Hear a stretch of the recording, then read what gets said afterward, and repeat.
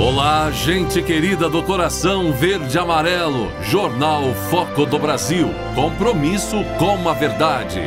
Contamos com o seu comentário, sua opinião, dizendo de qual lugar abençoado do nosso lindo Brasil ou do mundo você assiste o Jornal Foco do Brasil. Se no sul, frio, muito frio, ou no norte, qual a sua região, centro-oeste, sudeste. Participe do chat ao vivo. O Foco do Brasil é um jornal independente e só é possível por conta da sua audiência e apoio. Seja curtindo, compartilhando, se tornando membro do nosso canal. Vocês que tornam o Foco do Brasil uma realidade e queremos seguir todos os dias na sua companhia. E é importante ver se o sino de notificações está ativado para receber nossas atualizações diárias. Vamos agora às notícias desta edição. O presidente Jair Bolsonaro teve em sua agenda um encontro para atender lideranças católicas.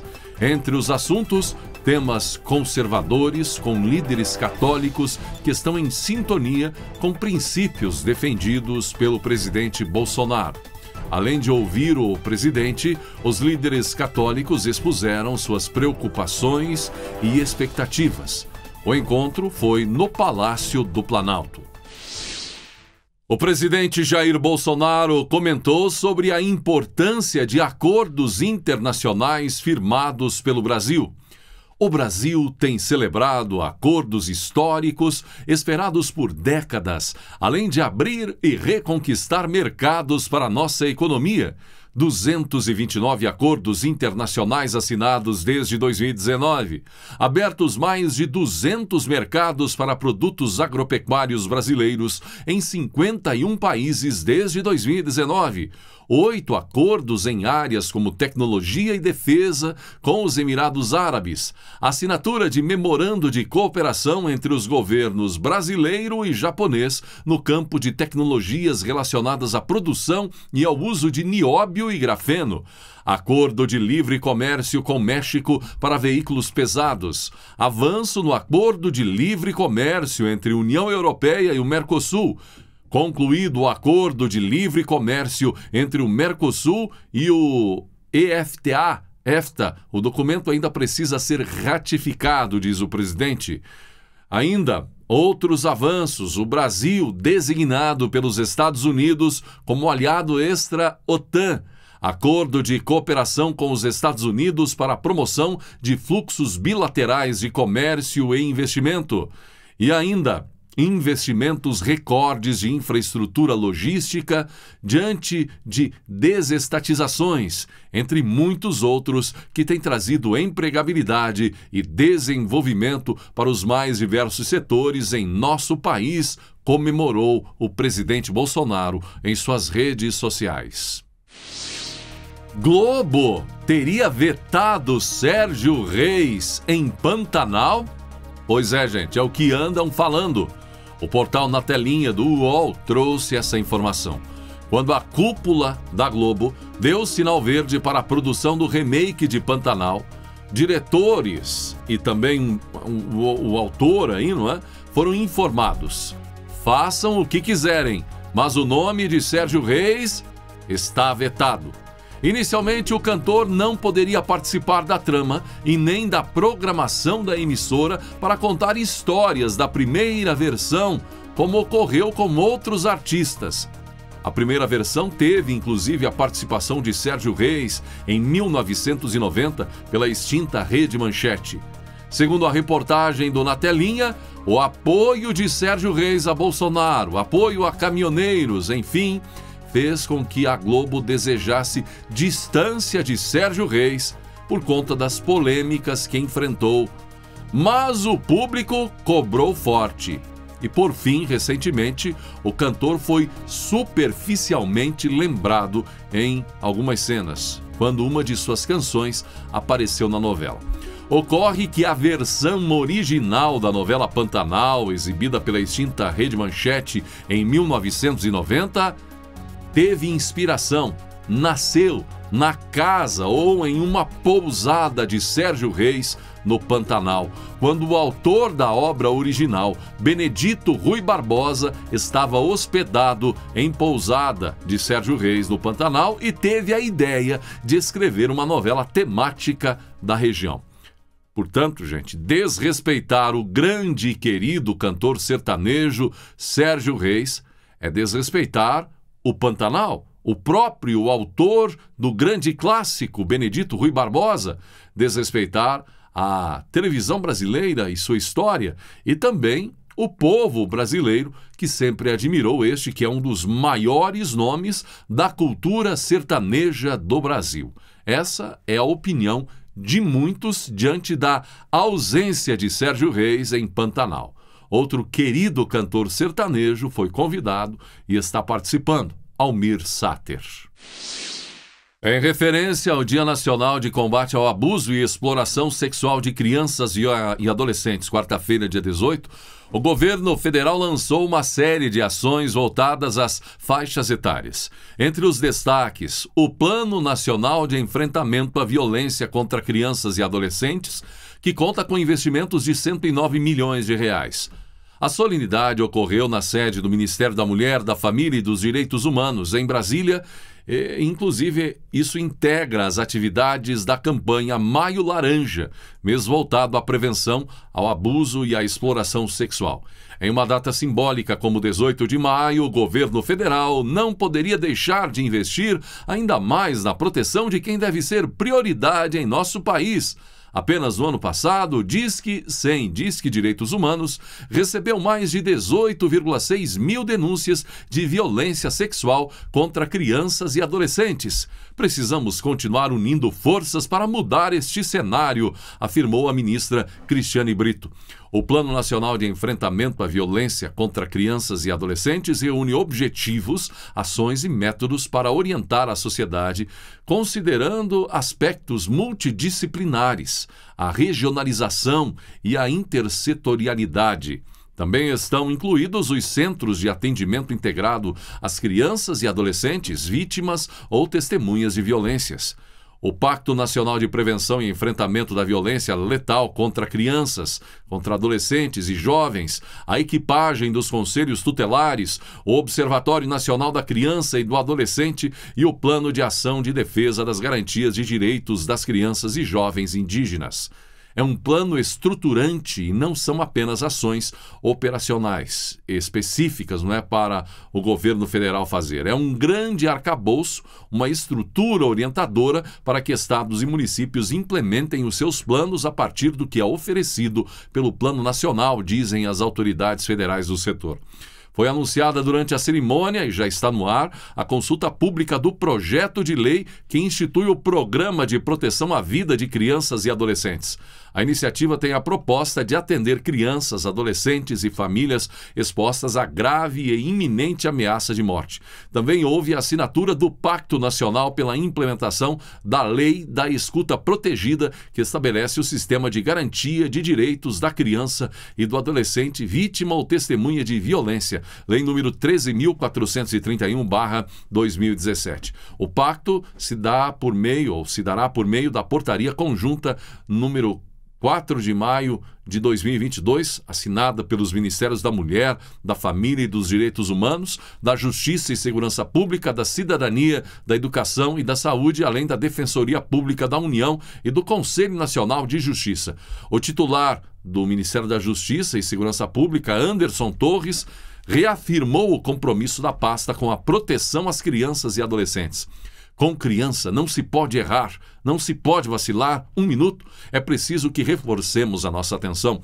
O Estado vem acumulando falhas e nosso governo está incansavelmente trabalhando para acabar com isso, fomentando delegacias especializadas e reforçando a qualificação dos profissionais para que estejam melhor preparados para atender as vítimas, disse o ministro. O evento ainda foi marcado, gente, pela apresentação do Observatório Nacional da Criança e do Adolescente. A ação integrará conhecimentos e informações de diferentes instituições nacionais e internacionais, com o objetivo de desenvolver estratégias colaborativas para políticas públicas de proteção e prevenção contra o abuso e a exploração sexual. Online, para isso foram investidos 2,6 milhões de reais. ressaltar essa informação, gente. Mas quem pousa, por exemplo, no Congonhas, em São Paulo, não é? Ou no Santos Dumont, no Rio de Janeiro, e vê a grande metrópole, São Paulo, a beleza e também a grandeza do Rio de Janeiro, ou em qualquer cidade do país onde tem-se a oportunidade de sobrevoar, não é? Ou então no alto de um morro em uma cidadezinha pequena, lá no interior do Acre, no interior do Paraná, do Rio Grande do Sul, da Bahia ou do Rio Grande do Norte. E você imagina toda aquela concentração de moradias e lares de casas, e aí você lembra da situação de crianças exploradas, vítimas de violência e também exploradas e abusadas, dentro de suas próprias famílias. O Brasil, e também o mundo, mas falando aqui, o Brasil grita. Grita pela dor da inocência perdida dentro de lares, já que a grande maioria dos abusos acontece geralmente por parte de um parente, contra meninos e meninas de 1, 2, 3, 4, 5, 6 anos, enquanto uma parcela da população não consegue nem sequer imaginar. Outros fazem o ato. Falta Deus neste país ainda. Quanto mais nos distanciamos da fé, de princípios morais e éticos que têm suas raízes nas fontes eternas de Deus, mais fatos terríveis acontecem e vão acontecer. Por isso é uma irresponsabilidade o que estão fazendo hoje. Em primeiro lugar, matar a fé, destruir a presença de Deus nas famílias, enfraquecer a família brasileira. Porque quando se enfraquece isso, quando se lança em um canal de televisão, em um programa ou mesmo na internet, quando se libera tudo e se preocupa mais com posicionamentos, por exemplo, envolvendo poderes, políticas, isso e aquilo, esse blá blá blá de fake news, de ato isso e aquilo, e se deixa passar uma boiada, de fato aí, de situações que deturbam, destroem as famílias. Ninguém parece se preocupar, de fato, em outros âmbitos, estão mais preocupados com situações que não mudam a realidade do povo brasileiro. Então essas ações do Ministério, a preocupação que já vimos com relação a defender as crianças, proteger as crianças e adolescentes, isso é crucial, porque nossas cidades gritam silenciosamente as dores de crianças e adolescentes vítimas de tantas coisas que não podemos nem sequer imaginar. O governo Bolsonaro quebra recorde, entregou 1.500 obras de infraestrutura para o esporte em 2021. A marca é um novo recorde para o setor que vem sendo ampliada a cada ano da atual gestão. Essas construções incluem centenas de ginásios, pistas de atletismo, campos de futebol, piscinas, academias ao ar livre, estádios, quadras poliesportivas, pistas de skate, quadras de tênis e campos society. Antes da gestão Bolsonaro, o maior número de obras de infraestrutura para o esporte dentro de um mesmo ano ocorreu em 2008, com o registro de 1.041 unidades. Já em 2019, quando o atual presidente assumiu, o número de finalizações chegou a um novo nível, 1.072. Somando com as entregas de 2022, em maio, o governo federal bateu a marca de 4.200 obras de infraestrutura para o esporte. O investimento total está em cerca de 3,6 bilhões de reais, de acordo com o Ministério da Cidadania.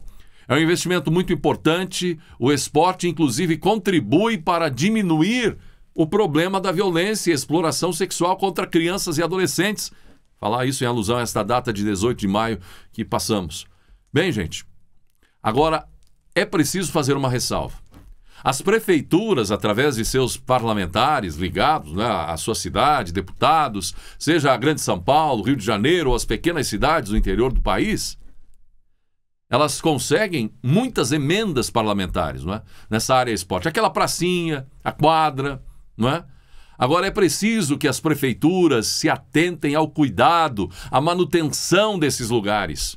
Não basta entrar o recurso, o dinheiro, se isso aí acaba virando algo abandonado em questão de 1 ano, 6 meses, 2 anos, enfim, não é? Quantas quadras há por aí e teretetê, a gente vê acidentes quando a trave acaba caindo e acaba danificando, não é? A cabeça, a coluna, enfim, e até levando à morte muitas crianças e adolescentes em acidentes inexplicáveis por falta de manutenção e estrutura, na estrutura. Então não é só ganhar, receber, é manter, é cuidar, é analisar, é ter um olho clínico, um olho de águia, observando o que, por falta de manutenção, pode se tornar um problema de saúde e de segurança para nossos filhos nas pracinhas e tal, nas cidades, enfim, nessas obras aí que acabamos de citar. Dilma na lua de mel de Lula.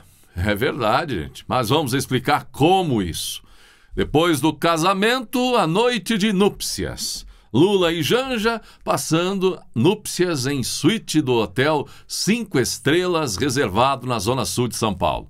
Um local que é considerado queridinho dos petistas e vem sendo utilizado por membros da sigla para reuniões e hospedagens ao longo dos últimos anos.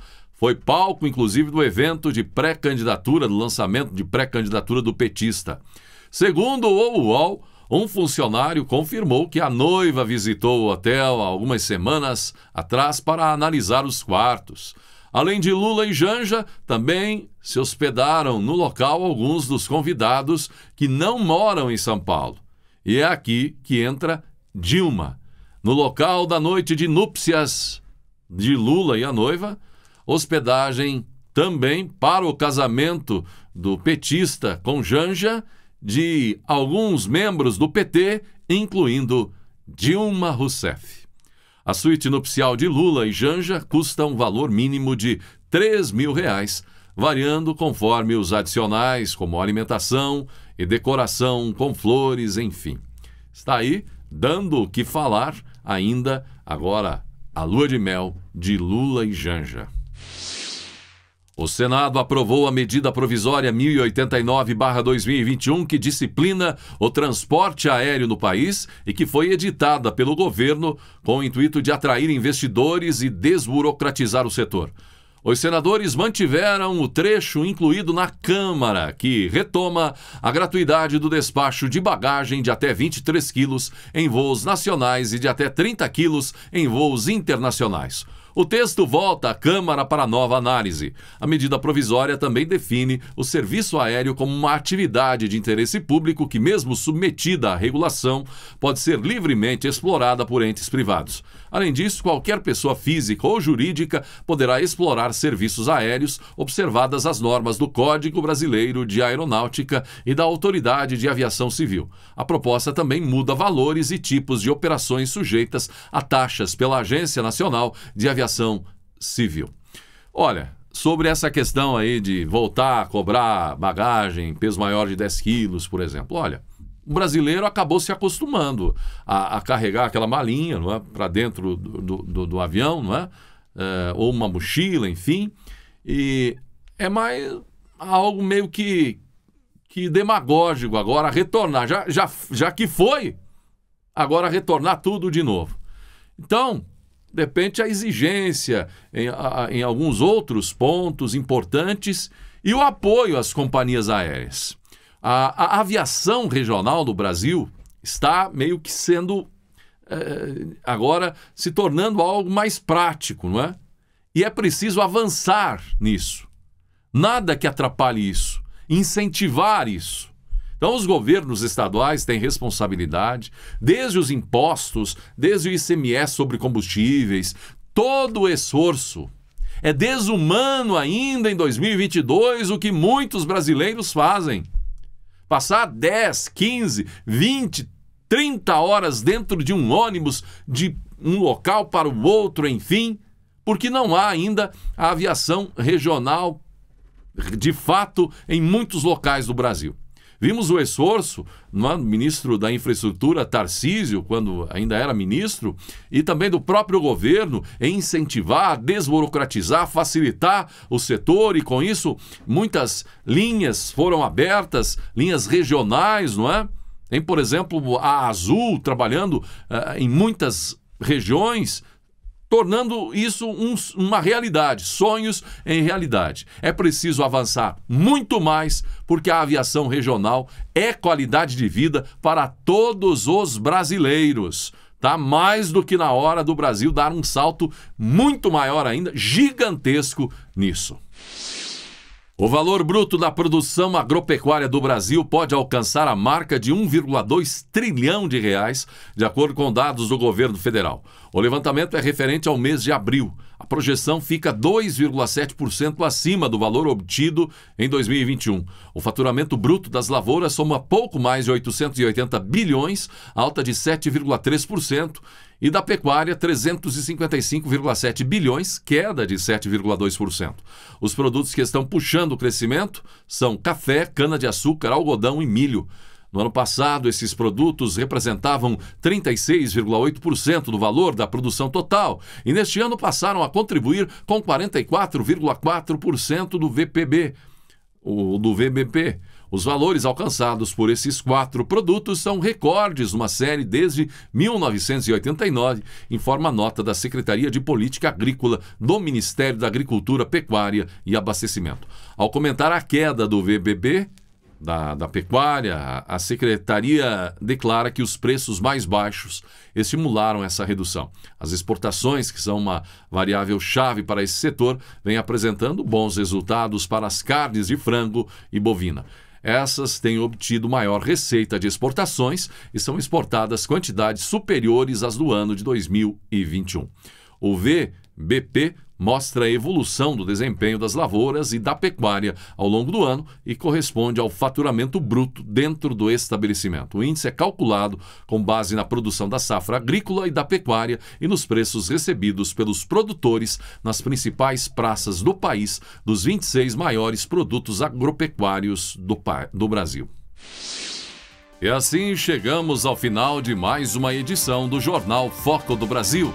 Não esqueça da importância de ter você curtindo, compartilhando, se tornando um membro do nosso canal. Vocês que tornam o Foco do Brasil uma realidade e queremos seguir todos os dias na sua companhia. Agradecimento especial hoje a Estela Mari Silva e Geraldo Cabreira, que se tornaram inscritos, membros do nosso canal. Venha também ser parte dessa comunidade verde e amarela. Gratidão pela sua atenção e que Deus abençoe a você e a sua família.